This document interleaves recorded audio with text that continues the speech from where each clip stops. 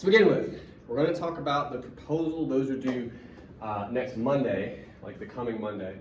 And then for the bulk of class, we're going to actually do pretty much what we did last time, with a few changes you'll see when we get there.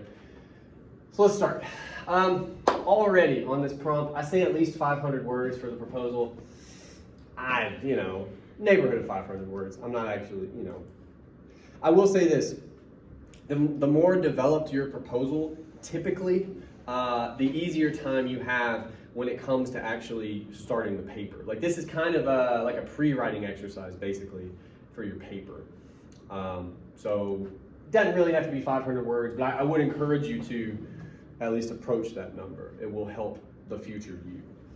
Formats, MLA, whatever. Due next Monday, I mentioned that. Okay, so what the assignment is.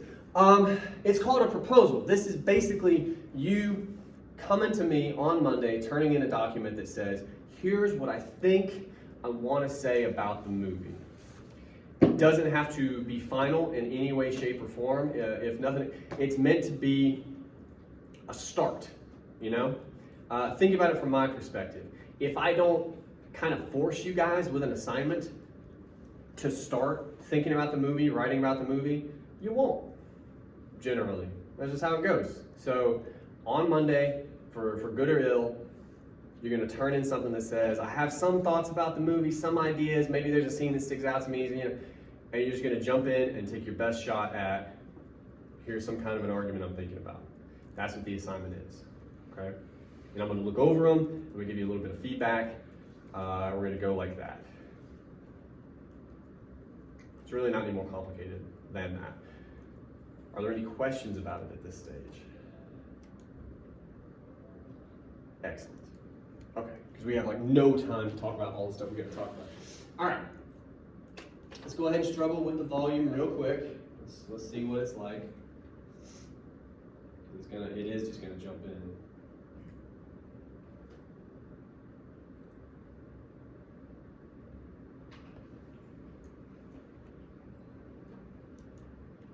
Oh, well that's more of a struggle than I realized. Okay. Awesome. Oh, it's muted. Ooh, it's gonna be loud.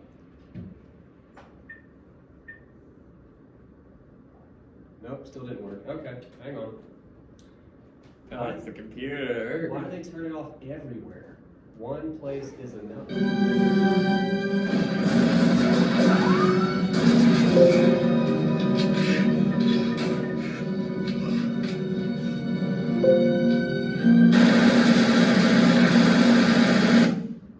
just want to hear you talk.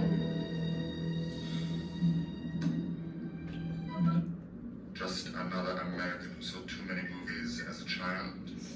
Another orphan of a bankrupt culture. All right, that's good enough. Okay, so the scenes we're going to look at. We're going to do 3. I think we'll have time to do all 3. This will actually be one of them, but we're not going to start with this. To begin with, I told you last time I wanted to kind of branch out a little bit. We focused on McClane last time for some pretty obvious reasons. He's the main character after all. G12, is that good? Okay. But here's our aims for the day. Number 1, I should probably kill more of the lights.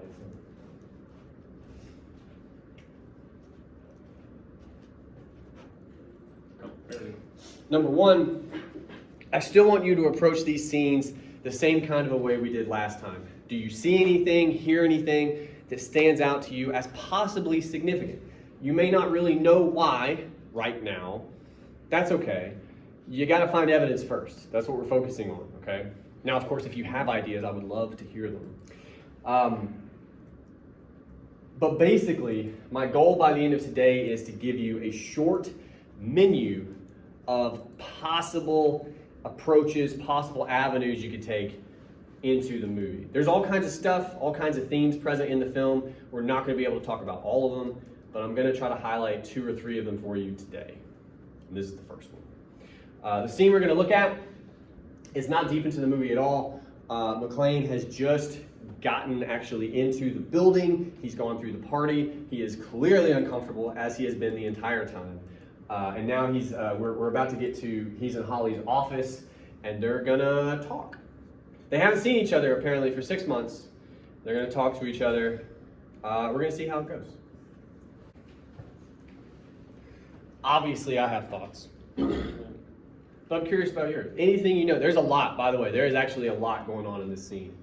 But I'm just curious, anything you guys noticed at all stood out to you? I mean, I think it's most important just the fact that John immediately after the conversation's over regrets it. Good. We gotta talk about the conversation first, but we are gonna talk about that because it's interesting. We'll table that for just a second, but it is very interesting that like he is super aware of the fact that he screwed up. For sure. We gotta talk about the conversation. We gotta figure out where he screwed up first. But yes, very good. Other things you guys noticed? The high animated edition is surprising.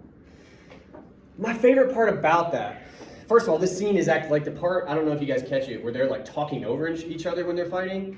The scene is really well done.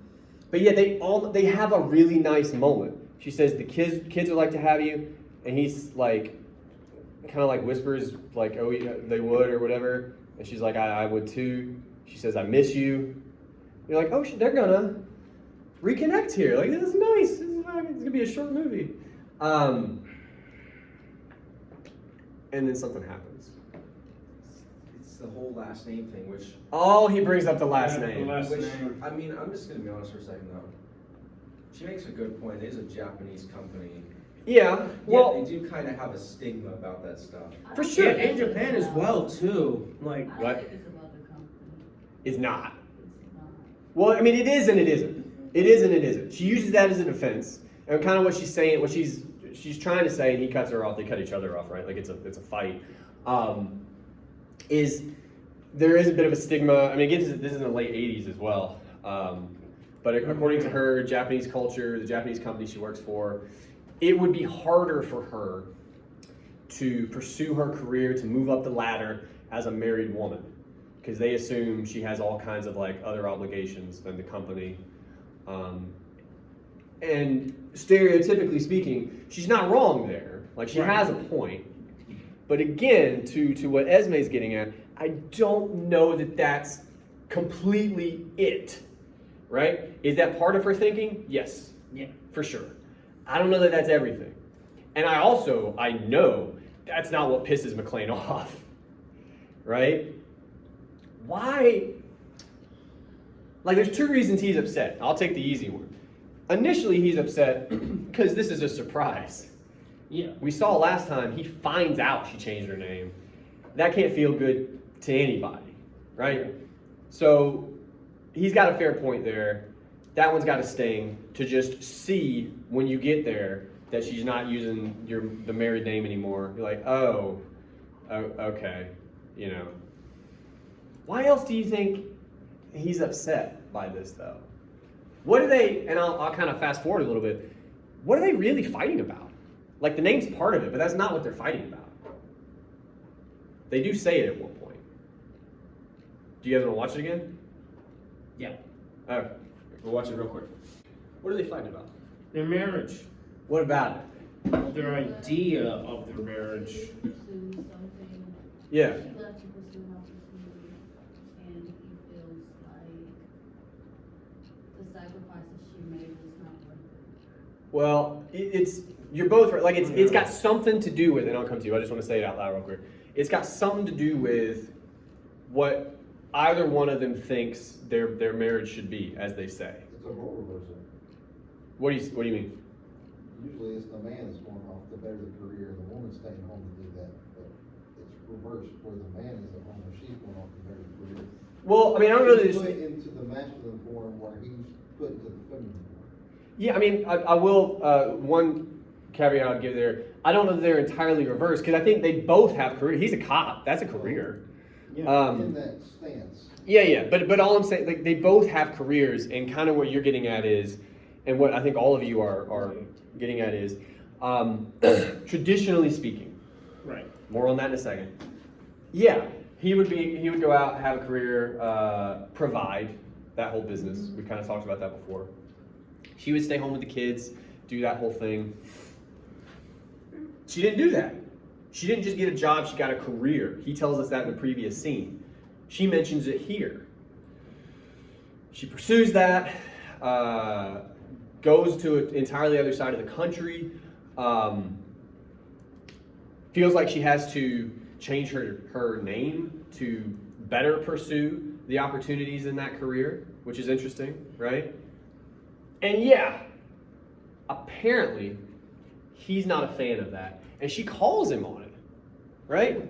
Right before that, he says, you have no idea what my idea of art, and she cuts him off. She says, I know exactly. And by the way, she doesn't look at him for this exchange. She's looking down, she's looking around. She looks dead at him when she says, I know exactly what your idea of our marriage should be. Looks right at him.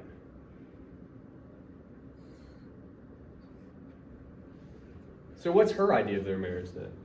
We've loosely tried to sort of pin down what his is. What do you think hers is? I think what the problem with this is that, you know, I think she just thinks that he's taking it way too serious. I mean, it's think about it, right? The only reason that it's assumed, right? Well, I mean, you shouldn't assume, but like, he says that he only stayed in New York because of his backlog. well, but we figured out last time he's lying. Like Argyle tells him he's lying, right? Yeah. Why? So we'll back up real quick. This weirdly gets brought up in the car with Argyle, right? He gives Argyle the story on the New York cop, backlog, 6 months, and again, that would have gotten me. I'm like, that sounds reasonable. You know, I've never been a cop. You're in a big city? Yeah, maybe. Yeah, sure. Okay, fine. Argyle calls him on his bullshit. He says, no, you thought she would fail and she would come crawling back. And he agrees with Argyle. He's like, yeah, it was more like that actually. And we talked about this for a minute last time. What does it mean? What would it mean for her to come crawling back? Submissive. Huh? The submissiveness. And he's in charge. He has the power, the authority, right? For sure. And he admitted in the car that that's kind of what he thought would happen, hoped would happen. And that tells you a lot about here what his idea of their marriage should be, right? And that also tells you, and now I'll come to you, Nicholas, that also tells you that Holly apparently is not feeling that, right? Go ahead. And I was also going to add on with the joke. We've been talking in the car about how the woman, like, basically beat His wife beating him up? Yeah. Yeah. No, that's, I mean, and that comes right before his admission, I think. Yeah, absolutely. So again, they're clearly thinking about this in the car. Yeah. And all of that can help us hear, what does Holly want? And I do think it's serious, by the way. If they have different ideas about how their marriage should work, like fundamental differences, we have a phrase for that, irreconcilable differences. I don't know if you're familiar with the legalese. That usually comes up in one particular arena. It's divorce. Yeah. How does she think their marriage should go? It's clearly not how he thinks it should go. Okay. Well, what do you think her idea is? Given what we know about her. A much more autonomous one than what it was originally. Like, I like the idea of autonomous, by the way, but you keep going. yeah, it's basically basically she wants to be a more active. For sure. Yeah, she wants her own career and own. Well, and look, and you can kind of point to that in a cursory way because she has a lot of those things, right? But there's one item in particular, if you wanted to, say, in a paper, use as evidence, you could absolutely point to. How do you know? How could you start to argue or start to prove that some of this comes down to like autonomy or independence or more power?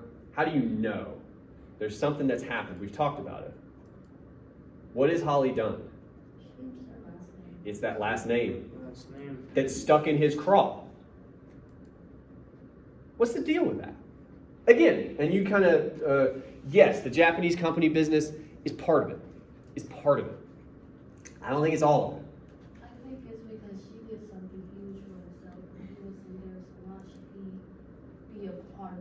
even if it is just the last name, Yeah. she did it herself. She's a big girl, and she wants a full. And it's about that She gets independence, her- right? Yeah. Yeah, for sure. And it kind of reads that way. Like he reads it that way, you could argue. Again, you have to also own the fact he also reads it as not a good sign. Like if someone secretly, if you're married to someone and they secretly change their name without telling you, that's probably not a great sign. There is that, right? Right. But it's also coming with a lot of the implied independence, autonomy, more power, all this stuff. That given how we, I think, pretty spot on nailed his idea of what a marriage should be, that's not gonna work. It can't work. He's very classical. Very traditional, right? Yeah. Oh, And we talked about this last time too, with the music. Yeah, you got something.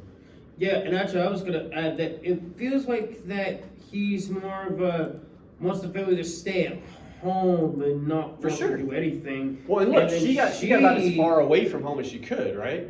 Yeah, and then she is actually like she wants to be very profitable in business and Yeah. I mean, all told, given we don't know, specifically, but Yeah. she's probably making more money than he is at this point. yeah. Like I mean, he's just a cop and she's like a executive. what's that, man? That's a different question. Well, I was trying to be nice, but yeah, it's he probably don't feel great about that either. Like what? She at this point is what? Was she like the executive? She's in charge. They call troops, right? Like she's in charge of people. She seems to be second in command. I think so too, or at least third. I'm not sure who's higher up, her or Ellis, because she talks about wanting his office. But yeah. Like she's up there. She's on the 30th damn floor. Like she's literally up there. You know? At the top of the game. Yeah. And I think you could easily argue he is not cool with any of that, given the implications about independence, autonomy, power, and how he, traditionally speaking, thinks power should go. Now, here's what's interesting. Two more things I want to point out to you. Number one, you guys picked up on, there is a change in the conversation. It's nice at first, right? And, When does it change? It changes. Yeah. I would say it would change because of the probably because of those two people that just walked in. Good. I was backing up. Yeah. Well, they burst Barged in, in. right? Two people from the party. There's two things we got to do. Number one, what are those people doing? They're about to fun hook time. up. It looks like they're about to get freaky. I'm just saying. For sure. Well, and we see them in a minute. They are. They find a different office. Oh yeah. Yeah. They are. Yeah. And good for them, whatever. Yeah. But the point I'm making to you is I think it's another potential piece of evidence. Who are those people? What do we know about them? They're from California. That possibly. I mean, they're at least more familiar with that world than McLean is. Oh yeah. What do they look like? We only see them for a second, but Oh. They look younger. they do. Yeah, They young do. blonde. Well, they're doing young stuff, right? Yeah. Older married people don't do that. It's just not. It's not part of the game anymore. It's something young people do. But what else do we know about them? How are they dressed? Oh. They're in office. They work there. Business casual. Yeah, I was gonna say. they work there. Semi-casual. Yeah. They're part of that corporate world. That corporate world, they're having this nice moment, just comes barging in and reminds everybody in the room, McLean and Holly, of that corporate world. They're in their own space. They're in a marriage space right here. They're talking to each other. It's nice. Sounds like they're about to make up. And then these two guys come in. Oh, don't forget where we're at, guys. Ha ha ha ha. Her name is different. Like, and leave, basically. That's when he drops the name business and everything goes south. So I think that's wrapped up in it too, right? The corporate world, he's not comfortable with it. There's different reasons for why. But one of the reasons, He's a traditional man. well, and traditionally, she shouldn't be in this world, right? And he shouldn't be here have by this much association. Power. Yeah. And all of that. gets wrapped up in, and they're just a reminder, right? They come in. Two more things we gotta talk about. You can kind of see it here. Talk to me about how he's dressed, because he's gonna be dressed this way for the rest of the movie. What's he wearing? A tank top, slacks, Yeah. shoes. That's it. Yeah. We've only done this once or twice before, so I want to remind us real quick. There's denotation and connotation. Denotation is dictionary definition. By definition, he is wearing an undershirt. Yep. Okay? Connotation, though, there are certain associations with the shirt he is wearing. What are those? Yeah. I would say he looks like he's like laid back because you It's can super see- casual. Yeah, because when you see it, like when he walks up and he's like, I don't know, when he's talking to her about that Yeah. she misses her. Well, and it's Anyway. And it's casual, again, in the way that, like we talked about in various ways leading up to this, he doesn't belong in this building, in this skyscraper. No one else in the building is dressed like that. He does not belong here, right? But that's for a second reason. What's the other connotation around this shirt? Who wears this shirt? Man. Yeah, but what kind of man? You know, the kind of grungy, older, like, well, full-on dad type of. Kind of. What'd you say? Somebody back there? He's wearing a freaking wife beater. What? That's the name given to those shirts. It is. But that's actually for the reason we're talking about. What? Who wears these? Love people, or bigger people. Well, you kind of show off into there's Aggressive that, people. huh? Somewhat aggressive people. No, that's based off that stupid name. You're working backwards from the evidence. Who wears Jersey's Jersey.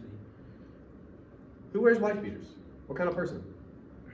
Why doesn't it fit in this building? He's poor. That's one of the things about it. Like, It's when you- class. Yeah, when you think about it, you think about the type of people that wear that. You don't think about some rich executive or whatever. No. No, you think about old-fashioned country people. That's what I was thinking. Well, it's a marker of class. It's a Oh. marker of class. And we have other associations with that class of people, one of them being domestic abuse. And that's where the name comes from. I only say that because somebody in my last class said, yeah, everybody in this shirt beats their wives. I'm like, that doesn't make any sense. But he's going to wear this throughout the movie. Constantly, you're going to be reminded he doesn't belong here. He's running around a corporate skyscraper dressed like this. We talked about socioeconomic background a little bit last time with Argyle, right? Why he doesn't like the limo, that whole thing. This is part of it too. So what I'm telling you is it's not just about power in the marriage. It absolutely is about that, this corporate space he doesn't like. But it's also now, she's comfortable. Holly's comfortable in this world, and he's not. She's a different socioeconomic class. Right. And I'm not going to give you any more, but he's not cool with that, just personally. Like, it makes him uncomfortable to be associated with that. Go ahead, Nicholas. I was gonna say he's not used to like the very rich lifestyle that she lives in, and he's just living as a cop in New York City, just Yeah. with his just police badge and everything else on him. He's just living life on like I want to say he's on the low class and she's on the high class. Yeah, and the question I would leave you with, and if you guys want to try to answer it, you can, but you don't have to, because God knows we don't have enough time. Why is he so uncomfortable with that?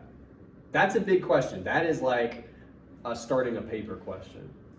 Because he is deeply uncomfortable near any rich, moneyed anything. The building, the limo, any of it. Makes him deeply uncomfortable. Yeah. Okay, I have a question. Okay. This might Sure. be a dumb question. What did he mean when he said, they were talking about the last name, and he said you changed your last name except when you're writing my check? I kind of wondered because you guys are like, what the hell is a check? It's What is Why a don't- check? I mean, some of this is implied, like it's not Give me stated. some credit, man. It's not stated in the movie, I mean, look, I don't use checks. I think they're bullshit. But they probably still have a joint bank account that would use her married name, and he's kind of saying, "Oh, you're out here being all independent and whatever with your maiden name, unless you want to use money from our joint account, in which case you're happy to use McLean." Like he's trying to sort of throw his provider role in her face and say, "You're still using that." Which again indicates what he's really worried about, right? Like he's really worried about this power dynamic and who provides and who's capable. Does that make sense? Okay. Is your hand up, sir? I think it's more envious. No, I'm saying that's kind of what we're getting at is, That's what it's envious because she's paying the bills. That's why Yeah. I said your name's on the check. She's paying the bills. He's back home, and now he's envious because she's making all the money. He's not. that's kind of what we're saying is he tells on himself unintentionally here with that line. He's trying to stick it to her, right? But in so doing, he tells you what he's worried about. He's worried about checks. He's worried about money, and the fact that she probably has more, and she's not supposed to. She's not supposed to. But here's my favorite part, and then this is a big scene, obviously. What time is it, by the way? 11:33. Whew. Okay, we're gonna do our best. There's one more thing that happens that we have to talk about. I want you to pay attention to his face. The woman has just entered, and obviously he's not happy about it. But watch his face, and then watch what happens. I want to talk about that real quick. Now, initially, he's still in fight mode, argument mode. He is staring hard at Holly. Glaring. He's glaring. Pretty fair, right? As soon as the door closes, what happens? What does he do? He bangs his head on the side of the door. And says what? Like what? Something happens to him. He starts Basically, self-bashing. basically, as soon, He immediately regrets his actions. He realizes he screwed up, right? Yeah. Yeah. He calls himself immature. Wouldn't it have been awesome to just say that to Holly? Wouldn't that have solved a lot of problems? yeah. Yeah, but he can't. Now that's interesting. I would agree. And again, you can prove this, you can argue this, because he waits until you hear the door close, you know she's out of the room, and then immediately it's like a switch flips. Why? Why can't he just say, I was immature, I was being stupid? Why can't he do that? Because it is. Primal things. I mean, it's yes and no, but go ahead, Aaron. It's basically if he does that, and actually admits that to her, it's like it's like a sign of weakness. It's like, oh, you were actually wrong about something. Well, to begin with, yes, and because we know that we're worried about power here, about all that, for sure. But we got to be specific. It's not being wrong about something, right? What would he have to admit he's wrong about? Amen. More specific than that, but I mean that's part of it. Yeah, what's up? I was gonna say masculinity. More specific than that. What's he wrong with? Look, Letting her go and not him going with her. Or he was wrong about the fact that he thought that she was gonna be crawling back. And now she. Yeah. Yeah. The fact that what are they fighting about? what they think their marriage is. Yeah, he's telling us. He knows that their marriage is more. He knows that he's wrong about it. Yeah. But he can't tell her. And again, I'm like, dude, that would solve all your problems. Why can't he tell her that he's wrong, that he feels like he's wrong about how he thinks about their marriage? Why can't he tell her that? It's just she's just. Now, hang on. Why can't he tell her? What do we know about how his marriage is supposed to be? It make you look weak. Huh? It make you look weak in his eyes. And why is that a problem according to his idea of their marriage? Because he's supposed to be like the man of the house. Like, Yeah. What's that mean? You know, bring home bacon, leader, and all. He has all, or at least most of the power. He's in charge. He's He's right. supposed to be the leader. Yeah, he's supposed to be the right.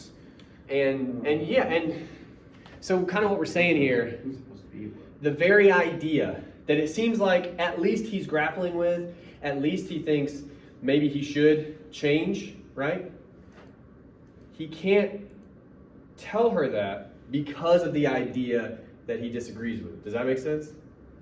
Like he's trying to change, but what he's trying to change about himself keeps him from changing. That's pretty rough. That's pretty rough. And I don't think it's an accident he calls himself immature either. He could call himself an idiot, he could say, but he says immature. I think that's important too. All right, we have to move because I want to try to watch 2 more scenes. The next one, 58, 52, is later. The bad guys are actually in the building at this point.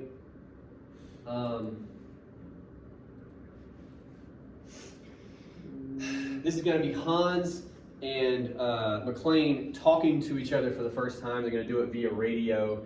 McClane has just killed several people. Hans is aware that things aren't going quite right. You know, there's been an issue, and that's kind of where we're at. Okay. By the way, one of the most famous lines probably in all of American cinema. That's not hyperbole. Yippee-ki-yay, motherfucker. Like, it's pretty famous. If we have time, we'll talk about it. Anything you guys noticed? Anything at all? A lot of conversation here, not as much like visual stuff, but Yeah. Hans calls American culture bankrupt. let's talk about that. He said, go ahead. Can't agree. I mean, Well, no, but like, what does Hans say? So he's another orphan, bankrupt American culture. He says something else too. too many movies. Too many movies. And he starts talking about cowboys. John Wayne, Marshall Dillon. Literally what we were talking about in the last paper. Interesting. Yeah. Who does Hans kind of sound like here? He sounds like. Go ahead. He sounds like Jarvis. Basically talking about all the Because Jarvis is movies. talking about Vonnegut. But who does he sound like in Vonnegut? He sounds like a character we talked about. That propaganda. War hero. He kind of sounds like him, actually, to be fair. I was thinking of somebody a little more direct. But yeah, he sounds a little bit like Campbell. Somebody we spent time with. Talking about movies. Talking about growing up with them. Affecting how you see the world. Oh, your hand up. I'm so sorry. Mary. Yes! He sounds like Mary. Right? She's worried that kids are going to grow up watching, war movies in her case, and think that's how war is, and then go off, right? He's saying, Hans is, that you watched cowboys in this case, pretty related to war movies. You grew up watching cowboys, and now you think you're one of them. Because you find yourself in a situation where, honestly, it would really help to be one. And you just assume that you can kind of put that on. This is an insult. He's insulting him. He's calling him what? Like a loser, like delusional. You think you're going to do this, but guess what, man? It's not a movie. Now, of course, that's fun for us because It is a movie. it is a movie, It is a which is movie. like, what is happening? But of course, for the characters, it's not a movie. This is real. What is McClane's response to that? He navigates the insult somehow. What does he do? Do you mind remember what he says? But he says that he's more of a Roy Rogers fan, which, He takes it on. yeah, personifies it. He kind of, like, that's one way to win an insult battle is to say, you know what? Yeah, I am. What of it? Yeah, and he one-ups him. Do you guys, most of you, I would assume, don't know who Roy Rogers is. Oh yeah, he's the one that's starting the. Oh no, he's a singer. Yeah. He, I wonder if I can find a good, I mean, these are all good, but I don't know how big they're going to be.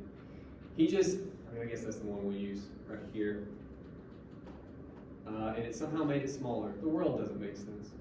Okay. Well, I bet it's right here. Thanks. I don't want here. This guy. Right there. McClane mentions sequin shirts, which are like sparkly. John Wayne, he is not. Okay? He's probably what we would consider today as like kind of cheesy, because we're jerks like that. But that to give you an idea of what he was sort of about. And he was a singer. He was a singing cowboy. He wasn't like a shooting people, doing things kind of cowboy. Why? And this could be a difficult question, but we're gonna try it. Why do you think McClane brings him up?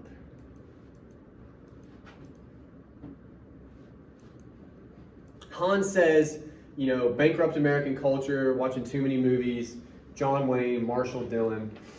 McClane comes back with, I was always partial to Roy Rogers myself. So he owns the insult, first of all, which kind of dismantles it. And then I said, like, he one-ups Hans. How is this guy different from John Wayne, from other cowboys in, like, those old movies, you know? How's that guy look different? What, I don't wanna say he takes the seriousness out of it, but I don't think anyone would accuse him of being too serious. You know? Yeah? Yeah? What is he not? a killer. Good. I don't think that guy would hurt anybody. True definition of cowboy. Huh? He's not the true definition of cowboy. Well, neither are those other guys, though, right? Either. Yeah. If cowboy movies were more realistic, everybody would just poop themselves in the desert to death, right? They'd all die of dysentery. It's not a great movie. But point taken. He's part of the narrative, but he's not part of the narrative that Hans alludes to, if that makes sense, right?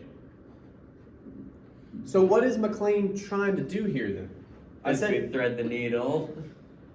Try to make it. He almost discredits Hans in a way by saying that. how so? Because I'm this, I compare myself more to this guy who's kind of, you guys aren't that serious, and Well, I don't know, I do feel it's a bit though, that it's discrediting them as villains. oh, because you define yourself by your enemy? Yeah, maybe in a way. I mean, look, at the base of all of it, it's a joke, right? Yeah. It's meant as a joke. What do you say? Insulting himself. Oh, yeah, no, it's self-deprecating, Yeah. as many good jokes are. He's doing that the whole time. I assume you guys saw Hans, when McClane does, the game show thing, when Hans guesses that he's a security guard, he hits him with this game show reference. Hans is like, what? What are you doing? This is serious. That's not how this conversation goes. We have killed people. And by the way, McClane has too. This is not the proper etiquette for this call. It's not it's weird to put it in those terms, but that's what happens when he looks at the walkie-talkie. He's like, "The fuck is this guy? What is this?" You're taking all the fun out of it. You're supposed to take this seriously. No, but he is. And again, I do think you talk about discrediting him. That could be a way to think of it. He's not gonna approach it in the way Hans thinks he's going to. And again, we're back to this question of narratives, of assumptions. Hans assumes, one, that he's a security guard. That's a decent assumption, Yeah. He was wrong. He's wrong. Okay. Then he assumes that he's part of this bankrupt American culture. He grew up on cowboy movies. And apparently he's right. But not completely. Right. McClane tells him, you are right about that. I did grow up on that stuff. But you missed. I'm Roy Rogers, actually. So you're wrong again. You don't know me like you think you do, is what he's saying to him. And that's kind of I think the John McClane in this movie really personifies is that he's talking about Hans Carter's talking about Rambo and John Wayne and stuff, and meanwhile the action star of this movie isn't some muscle bound has a gazillion ab muscles. Compared to Rambo, especially the later ones, he's not, he's in good shape, but he's not. Yeah. He's a dad. You could do pull-ups for a couple weeks and maybe get to, that's kind of where he's at. And I think that's purposeful. He's oftentimes referred to as an everyman. You keep calling him a dad. He's a guy. He's just a guy who shows up. Now, he happens to be a cop, which helps. Happens to be a New York cop. Yeah, that helps. He happens to be an 80s New York cop. Yeah, but still, like the way he carries himself, the way he sees the world, he's not a superhero. Right. He's just a dude He's just a normal cop. most of the time. There's some stuff he does in the movie that, you know, we don't have time, but some people quibble with that definition. But anyway, last thing I want to talk about. What time is it, by the way? I gotta get It is 11:49. Okay. We have time. I told you before, yippee-ki-yay motherfucker. Super famous line. Because it's fun. It's just fun. But I'm telling you now, you can make an argument about it. You can. Let's take it in pieces. There's two parts. Yippee-ki-yay. That should be easy. What is that? That's like that's the famous like cowboy line. It's some cowboy BS, right? Like, you get on a horse, you go, ha-ha, whatever. It's from the movies, though, right? It's something Roy Rogers might say when he's gonna ride off or something. So again, he's taking ownership, first of all, of Hans's insult. We didn't talk about this enough. Bankrupt American culture, he says. Watching too many movies. McClane says, yep, that's me. So who does McClane stand for then in this scene? It's not just himself, it's not just cowboys. Who is it? Basically stands for pretty much all Americans that quote unquote Hans sees as like inferior and culturally bankrupt. So pretty much everybody. He stands for America. Like, he might as well have a flag behind him in this scene. Freaking Hans is out here, ragging on John. Meanwhile, he's sitting there pretending he's a Bond villain. Well, he kind of cuts that, and I don't think it's an accident, by the way. I wonder if I can get to a shot of it. That Hans actually, this whole time, you can't see it as well here, but he's behind Ellis's desk in a suit, surrounded by underlings. Like, he's very much in the position of... Like the Godfather almost. No, of executive. Oh. He's an executive. And even, like, right now, they're pretending to be terrorists who, you know, no matter what you think about terrorists, they have ideals. That's not what he's actually here for. He's a thief. He's here for money. Yeah. Like an executive. That's what he's about. So that whole world, European though it is judging McClane, his Americanness. And McClane is like, yeah, no, that is me actually. And fuck you for thinking that's an insult. That's what motherfucker is, to a degree. Now we're going to talk about that.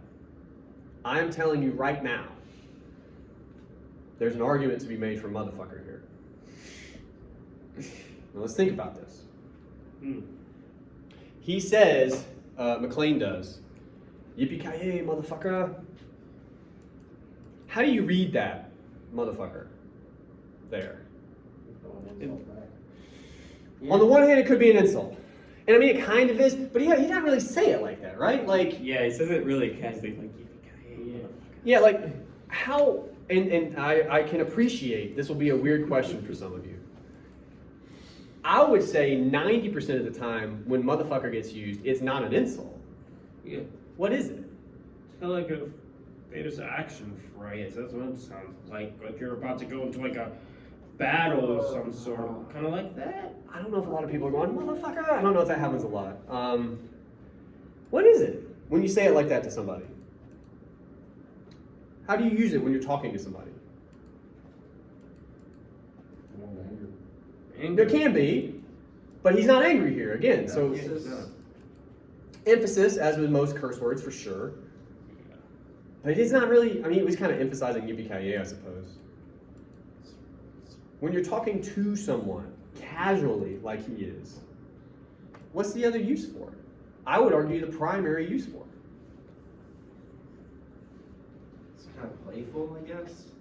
He's absolutely playful, for sure. And again, that would tell me that maybe it's not really an insult here.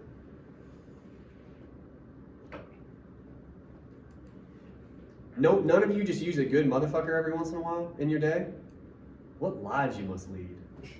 Yeah, I know we're boring, we're terrible. No wonder people are writing articles about how we're ruining everything. Well, it's I a promised fun. my parents I wouldn't curse in the house. Yeah. They're filling your heads with awful ideas. Motherfucker is a synonym for dude. What's up, motherfucker? Like it's just a salutation. A particularly American salutation. I don't know if it's made its way over to Europe. I have doubts. Americans use motherfucker. Hans doesn't. He didn't just insult McLean, he insulted McLean as an American, right? So McLean hits him back with the Roy Rogers yippee-ki-yay and the America double middle finger, motherfucker. It's a patriotic act here. It's our language, it's our version of English, motherfucker is. So it matters here. The other thing about motherfucker, and actually the reason I feel so strongly about cursing anyway, what time is it? I can do this quickly, but what time? 11:55. Sweet. All cursing. Pick a word, I don't care. It's vulgar, right? You're familiar with this phrase, vulgarity? Yes, but it's also very simple and easy to say. I would argue people that take it out of their lexicon are actually limited linguistically. But what does vulgar mean? This is important. What does vulgar mean? I can see Jason looking it up and I appreciate it. I want somebody to try first. It's just, What does it mean? it's hyper casual. That's not what it means. That could kind of be associated with the definition, but that is not what it means. It's crass, It's crass, thank you. That's It's kind of not crass, really. It's dirty, it's, Dirty's closer. I mean, guys. It's not for not used in God's sakes, polite man. society. Shit It's, is one of the oldest words in the Polite society. language. Shit is Germanic. Yeah, England was it's taken over oldest. by the French at one point. It's one of The the oldest people, words. the people with money spoke French, and the people that served them spoke German. And they were vulgar. They were lower class. That's what it means. It means you're lower class. You sound like a person who doesn't have money. That's what it means. People who say motherfucker don't have money. That's what it means. And we've been talking about this the whole time. Look at how, and again, it's hard to see in this particular shot, but we know how he's dressed. He says right before this, the suit is tailored. Right? He's at a desk. He's an executive. He's more in tune with that world. McLean is not. And we've talked about that a lot to this point. Motherfucker isn't just American speech, it's low class speech. That's who McLean stands for. All right? That's why that word is important here. Because that's who says it. And he owns it, just like he owns Yippee-Ki-Yay and Roy Rogers and all that. He's like, I am that. And it's not an insult. So fuck you. That's what it means. And by the way, that's why cursing isn't an issue, but that's a conversation for a different day. All right. Last scene. We have just enough time. It's a short scene. But if you guys are curious, the Norman Conquest is what I was referencing. 1099, they took over England. They spoke French. All the German people that were low class did not. They used words like shit and damn and fuck. And that was when being low class was an insult. That's what vulgar means. So that's fun. All right. Last scene. I'm going to be honest with you. Part of the reason we talk about this. Oh boy. Oh, I wrote my thing on this scene. Possibly. Okay. It's Al. I love Al. Part of this is because I grew up in a different era. There's a show called Family Matters. I don't know if you're familiar with it. It's why I have to be very careful I don't call him Carl. Because he basically plays the same guy in the show. That's not important in this conversation. What's important is, I just like the guy. But also, This is a very quick scene that we can talk about, and here's why it's interesting. The very first scene of the movie, we get introduced to McClane. And we talked about it last time. It's kind of weird, the stuff they choose to highlight, right? That tells you a lot about the movie, what they're concerned with. He's afraid to fly, he's married, he's a dad, women want him, like all that stuff, right? They really want you to see all this. This is our introduction to Al. He's not the main character. He's an important character, but he's not the main character. Pay attention to what it seems like they want you to know about him. It's kind of weird. All right. Oh yeah, context. These are 911 operators. They have just heard what sounds like gunfire on McClane's call. They're So pansies as well and should be fired for incompetence. Well- Should be. possibly, but they're gonna call out. They're gonna call out, have him go check, right? So that's what this is. All right. I was quick there because they're about to start shooting after this. What time is it again? I'm sorry. 12:01. Thank you. Okay. Now, first of all, that building seems very important, doesn't it? Yeah. We keep looking at it. Here, they even give you like a strum. It is a singular sized skyscraper surrounded by what seems to be like commerce districts. Yeah, but you have kind of your point, like it stands out somehow. Yeah. The symbol, oh, it starts with an M. What certain stuff represents either a female or a male. Oh, I mean it's phallic because it's shaped like a penis. Yeah, I mean no. No. I think I take your point, but counterpoint, this is where Holly works, and it's a symbol of feminine power in the movie. So good luck calling it a penis. Like I don't know. yeah. It looks like a penis because that's how buildings are shaped. Like I was gonna say don't. That's not. That can sometimes work, but in this case, no. it's a character. Huh? The building in and of itself is a character. No, look, I'm with you to a point. It absolutely represents something. If for no other reason, the filmmakers keep having you look at it. Well, first of all, when they shoot it, they make it look massive. Yeah, well, I mean, it is a pretty good size building, I think. But it's very clear it stands out around Yeah. the area, which Yeah. once again makes me even more confused about how the police respond to this place. Well, I mean, it's part of that is just it makes a better movie. But look, let's talk about the scene. Let's talk about the scene. Is this about the scene? No. We'll talk about it in a minute. Because we just don't have a lot of time. I'm sorry. I pointed this out to you just because, again, there's a couple moments before this when they're driving, Argyle and McClane. He keeps looking at it too in a similar way. So, again, there's absolutely something going on there. I would dispute the phallic reading. But aside from that, we can table this for a second. Al, how do we meet him? What's going on? He's shopping. He is. He's getting Twinkies, He is. which I find even hilarious when they bring up the Twinkie line later in the movie. I'm trying to remember that now. When freaking John eats an expired. Oh, and then he knows all the. ingredients. Yeah. Well, that connects to this obviously, and they intentionally, you could argue, call back to this for reasons that we'll cover in just a second. How many Twinkies does he buy? A considerable amount. We'll Yeah. go and say all of them. Like 5 or 6 of them? I'd say probably more, but I'd say a good 10. just say all of them. Yeah. He's Yeah, sure. like struggling, to carry them. So it's ridiculous. He Yeah. buys a ridiculous It's kind of goofy. amount. Yes. Yeah.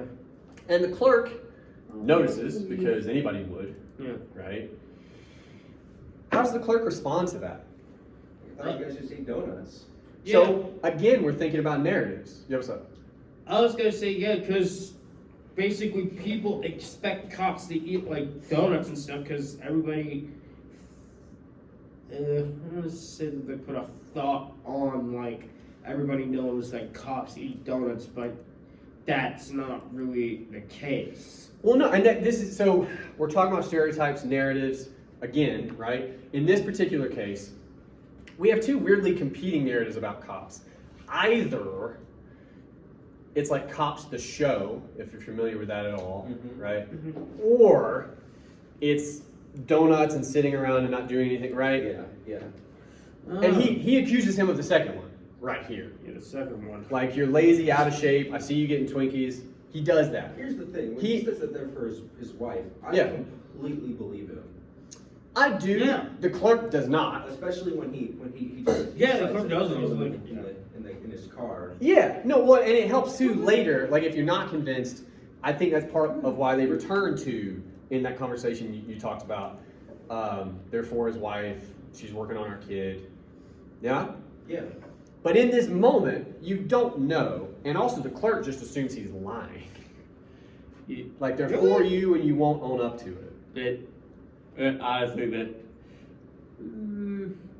Honestly, it just like seems like it just seems like it just seems like that. It just seems like the one thing that guy's thinking about is he's fat.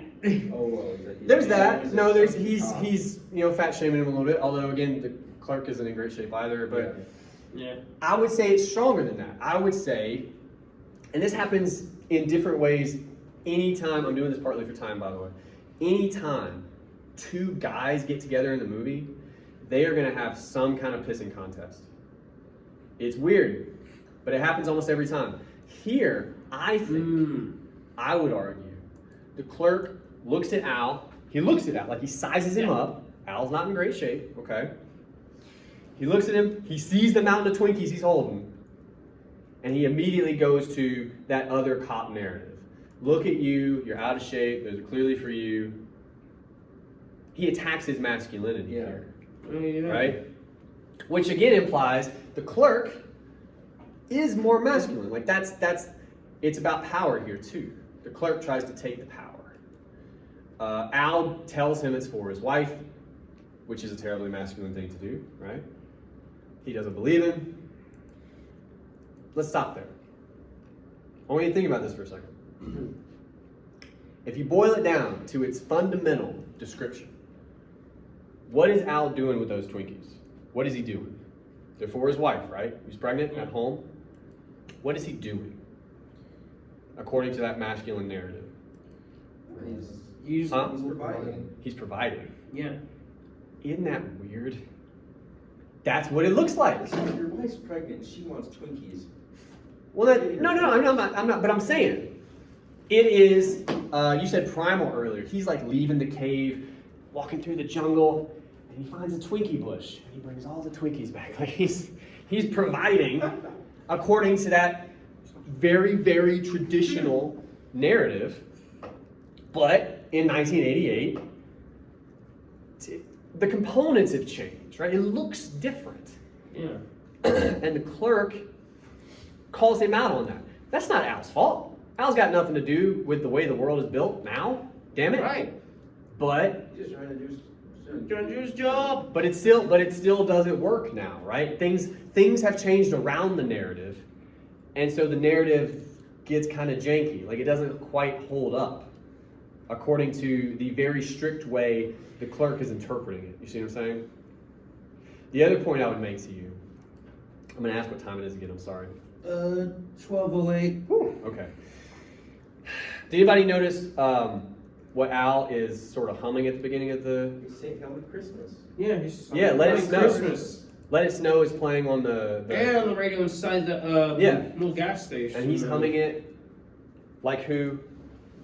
Like John. Like McClane does. Yeah, yeah. You could argue, He's casual as well. well, they're traditional. Yeah. They are. But again, what's interesting is we see what that traditional marriage looks like in modern times, modern for the film, okay? I don't think this part has changed very much by 2021, but he's just at a gas station, picking up Twinkies. He's providing. But now we have this question of like convenience, like modern convenience. Does that somehow Make it less less what? impactful. Let's push on it. How does the clerk attack him? What is the clerk? Taxes masculinity. Calls him lazy, essentially. Because he's not like out fighting a saber-tooth tiger or something. You know, so like that's kind of what he's doing. Later in the film is completely wrong. But all we're saying is that argument, convenience now, modern convenience, however else you want to frame that, makes people less masculine, according to a guy like the clerk. I've got a lot of things to think about with this being LA in the late 80s. That's how Al gets introduced. He aligns with McClane in a lot of ways. They're both cops. Al is the only guy we see on screen other than McClane that isn't a complete jackass.